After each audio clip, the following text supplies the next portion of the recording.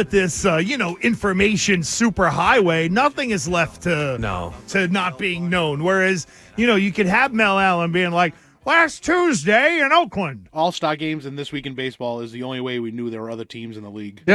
Yeah, exactly. It's very true, Billy. You're 1,000,000% right. I love that whole Mel Allen deal.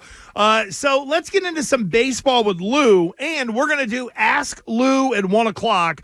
So if you got something for Lou, save it for 1, whether it's on the phones or on Twitch or via text to 37937. Want to play something for you yesterday from Jones and Mego. Yep. Rob Bradford. Yep.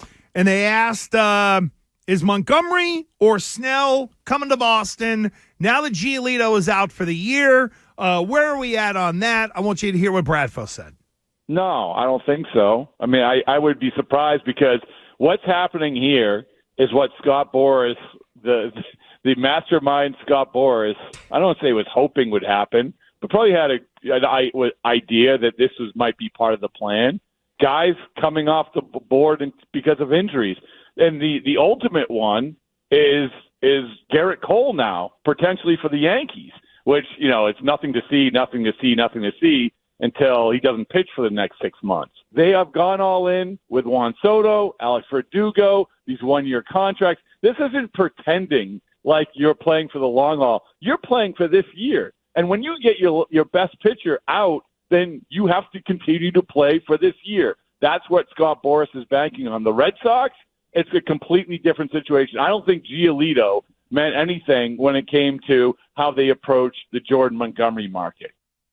Your thoughts, Lou? Yeah, I would agree. I mean, we've said this before here, like the unspoken truth is that like ownership doesn't really believe in this team. If they did, they would have reacted differently in the offseason. So they're still waiting. What they're waiting for, I don't know. But Giolito going down does not make them believe in this team even more, So they still need to sign this guy to a 4 or 5 year deal, in my opinion. So you mean Montgomery? Montgomery, whether okay. Giolito's here or not, because I don't want to be sitting here next year at this time going, what are we doing? With this rotation when we find out this guy can't start and that guy can't start and they're relievers and everything else. So, but I think if the market goes down, see, Texas has been out of it because of the uncertainty of their TV deal moving forward. Mm-hmm. But if he's going to sign a 1 year deal, they got a little bump this year from it. They're all settled for this year. They don't want to tie him into a 4 or 5 year deal because they don't know what the future holds. But for 1 year, if he's going to have a little pillow contract, then I could see him going back there if he's going 1 year. Here's where I'm at with Montgomery on the 4 or 5 year deal. When you look at the numbers, the history, a little bit of up and down in terms of Montgomery, is he worth a 4 to 5 year deal? And I've been in a bit of a fruity whip headache over this because I know the Red Sox are not inclined to spend.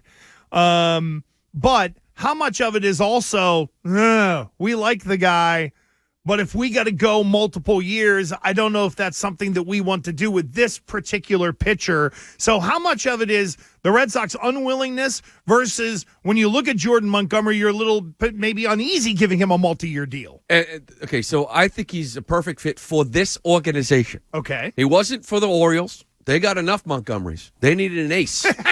You know what I mean? Like, they needed an ace. They needed to go get Corbin Burns. Mm-hmm. You got 4 guys that you don't know what they are, and you're trying to start all of them. So what you need is 32 starts and 180 innings from somebody, which is why Giolito really hurts. So for you, moving forward, if you sat there and said, I got Bayo under contract, I got Montgomery under contract, you want to play what are they, 1, 2, 5, whatever. Let's call Bayo a 2, and let's just call Montgomery a 4 if you want, which maybe. Right. Whatever. Okay, now next year, I've got 2 guys that can give me innings. Next year is when I dive into the system and I make the Chris Sale type trade and I go get my ace. And now I've got an ace with Bayo and Montgomery. I've got consistency up top. Maybe Crawford comes out of the bunch. Maybe Whitlock comes out of the bunch. Maybe Houck comes out of the bunch. And you're starting to build a rotation moving forward. Like, everyone's like, don't sign Montgomery. Who cares? You're not going to make the playoffs this year. It's the short-sightedness, like the people that are trying to make the Patriots a Super Bowl contender this year. So you're in the 3-year bill. Yeah, I'm not trying to make the Red Sox a World Series contender. Like, if they sign Montgomery, will it help? Sure. Can they compete? Will they be fun? Will they stay in it longer? Absolutely. Will they win it? Probably not. But next year, you're that much closer to being exactly what you want to be to actually contend in like a big trade move or two. What will the rotation be? And is Garrett Whitlock a long-term starter, in your opinion? That's another guy That's I go the problem. back and forth on. We don't know. He's great in the pen, but also when I look at the bullpen right now, if they said, nope, we're not going to start Whitlock, we're going to put him in the bullpen, clearly they would find a spot for him, but that bullpen's pretty jammed up right now, is it not? Don't you almost need Whitlock in the rotation? I think it's very interesting that Tanner Houck's last 3, maybe 4 appearances, he has come in after a starter. Like Bayo starts, and he goes 3 1/3, whatever, somebody cleans it up, and then he comes in the 4th inning, 5th inning, and throws 5 through 7. First off, it's a home game. So when you play a team at home, they don't bring their starters. So by the 5th inning, you're pitching against a couple double-A teams, like a double-A lineup. So I don't know what you're getting out of it, but the last 4 outings, Tanner Houck has piggybacked a starter. So I don't know what that means. Like, why isn't he starting? Why is he coming in the 5th? And it's been like 4 appearances in a row. I'm starting to believe that if they feel like they put Houck and Whitlock in the rotation, that they don't have a pen that they thought they did. Oh. That they don't. They don't. I mean, you got Chris Martin, who hasn't thrown yet, and when he threw live BP, he threw 2 pitches and came out with a tight groin. Should we be worried about Absolutely. that? Or, okay, all right. 100%. He's one of the best relievers in baseball last year, and you don't know what you're going to get from him early in the year. You got Jansen, who just started throwing. He should be fine. But then what? Then, I mean, you got Isaiah Campbell, Slayton is Rule 5 guy. They like them both. They're both good. Bernardino, you don't have this bullpen that everybody thinks is money.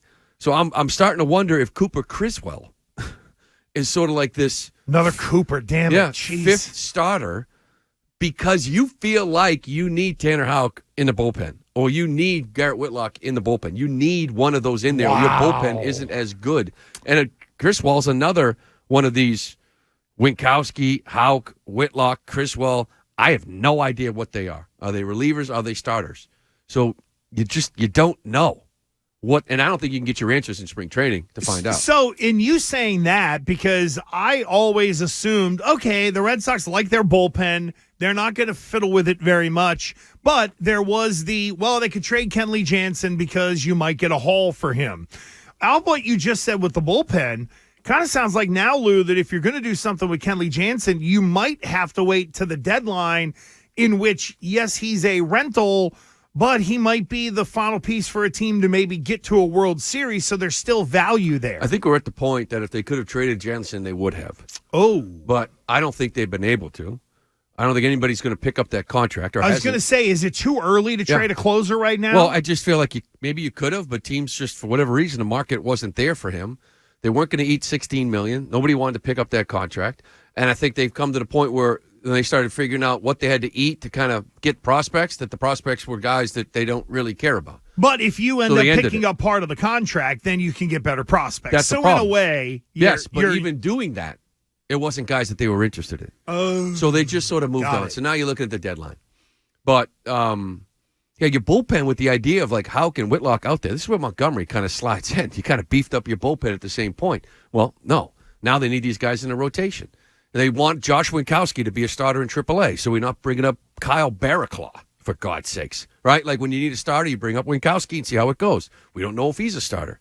Now, I don't know if you can afford to have Winkowski in AAA as depth. You might need him back in the bullpen where he was very good. So it's kind of a mess. Isn't there a little bit? Isn't there, I know we've been so focused on Montgomery and Snell, but I'm wondering if there is a mid-level starter that's a free agent whose ERA might be a little higher than you like, but would be relatively cheap and can come in and give you 150 innings, right? Like I'm thinking like a 1 year, $10 million. Yeah. We know this guy isn't great, but he gives us what we need for innings, so everything else falls into place. There's a couple guys, and I've sort of blacked out the last 3 days, but I think Lorenzen's still out there and Clevenger's still out there. There's a guy pitching for the Japanese Breeze and Trevor Bauer. But I don't know. You know what? Because we've had, again, in the Twitch chat, it's been jumping. And I was going to save it for Ask Lou, but we might as well get to it now since we're talking about pitching. Where do you land on Bauer? It seems like there are some fans that are pushing it because it's a good deal, but I don't know from a moral standpoint it would necessarily correlate. It sounds like the fan speaking for some people, but I don't know. That's a slippery slope. It is a slippery slope for a team that might not win. You wonder, is it worth it? You know, like you're a last place team. For some reason, you felt like it was smart to pitch Matt Dermody. with his history last year. Ooh. And last year, like, it was like he had some issues on social media, and they released him the minute it became public. Oh, yeah, that guy. Yeah. I So forgot that didn't about work. that. So obviously, a lot of people, they look at it, and people don't follow it. That he was cleared of this, he was cleared of that, meaning Trevor Bauer and all those stories. I don't know. I thought I had heard, and I could be completely wrong, and maybe there's this, there was something else that might have to happen, another trial during the middle of the summer. Like, I don't know what's going on with him. I know the guy can still pitch. I don't know. And the other problem is Clevenger. Like, people hear people talking about Clevenger. Mm-hmm. Well, it's not similar situation, but there was some issues, domestic violence, and then why they moved on from him and threw chew spit at his kid. I mean, it was like ugly as well. So Lorenzen's a guy that you could look at, but do I want to, if I don't believe in him, do I want to throw another $10 million to get Corey Kluber? No, that's and that's kind of, therein lies the rub. So I pulled up a list of like free agent starters, and I got Hyun-Jin Ryu, Julio Urias. You mentioned Clevenger, Snell. Urias is another one. Montgomery, Kluber. Zach Greinke retired, right? That's a good question. Because they have him on this list, but he's also 40-plus years I think old. he's been just like kind of pitching bullpens and stuff. I don't think he's actually done. Okay, that's what I thought too. But he's 40? 40. We start to get to the point, like, Lorenzen is interesting, I guess. Lorenzen. But you're Johnny starting to get to the Cueto do point anything where for you? You're like, just think about Corey Kluber experience. Like, do I want to roll this guy out there and spend $10 million and watch like a 6.5 ERA because he doesn't have it anymore, right? Like, you start entering that phase of everything, and it's just not worth it. There's always Rich Hill.